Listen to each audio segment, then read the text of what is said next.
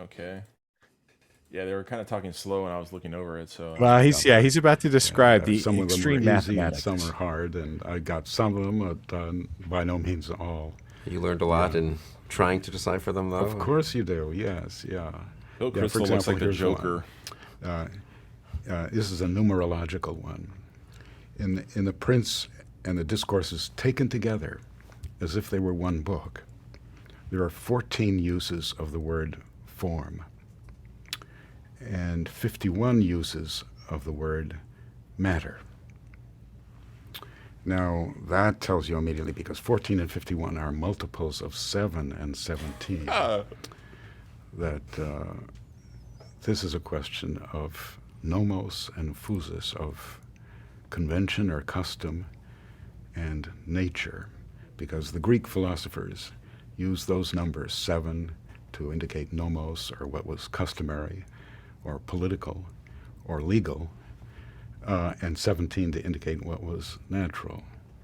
So for Machiavelli, what he's saying is that what is natural is only matter. They came to this conclusion by counting numbers and dividing them by 7. By counting the number of times words were used and dividing them by 7. And therefore you get this. Let's go ahead. They're doing Kabbalah. Yeah. Yeah. It gets even better when he gets into Machiavelli's personal number and how that interacts with these two numbers from two books that Machiavelli wrote that they added together and then took the words from. And then Mansfield kind of has a very funny twist ending here at the end of this, right? Because he said that Strauss told him that, this was his favorite work of esoteriology by himself, right? Was studying these two books.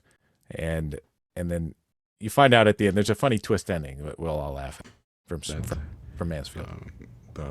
What is natural is only matter and not forms. Forms are put there by custom or by politics or by the prince. But he just left it like that, Strauss did. And left it just at the numbers. Yes, the 14 and the 51. He didn't explain what you've just said. Certainly did not explain what I just said. Right. And moreover, he did not add them up for you. 14 and 51, when added, are 65, which is a multiple of 13, and 13 is Machiavelli's number, indicating this is me, and this is my enterprise, and this is what I'm doing. So he is saying that my enterprise is to understand form and matter as conventional or political forming of matter, and there are no definitions, no ideas, no essences, and this is my doing. And also, and incidentally, Man, these guys pretend they can't tell why I'm posting screenshots from Colonel House telling you why he did things, but they can come up with this shit. Also, I just want to say it took me about 3 hours to watch this video because I had to watch it literally twice all the way through. It's a very dense video, and they're kind of taking you inside a very privileged world where these students who become Straussians, it may take 6 years.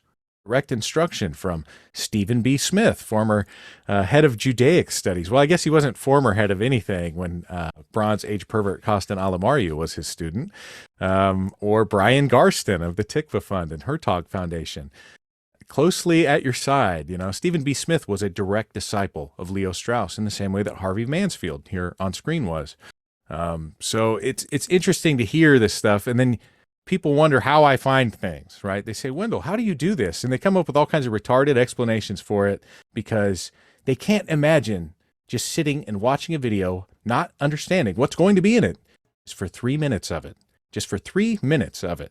And this 3 minutes, more than anything, will show you guys what we mean when we are talking about Straussians. When we say Straussianism, we are talking about people who engage in the most convoluted form of interpretation just to serve their ends, just to engage in a form of rabbinical pilpul, right? To argue with one another endlessly until the faculty lounge breaks up or something. And then they just serve it to you in some other shell because you're a dummy, right? You're not one of them. You're not one of the elite or the intellectual gods and masters of the universe who will go on to orchestrate the United States foreign policy.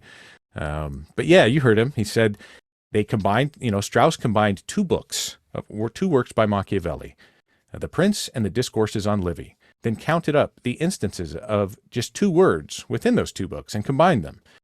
He came up with two numbers from those words.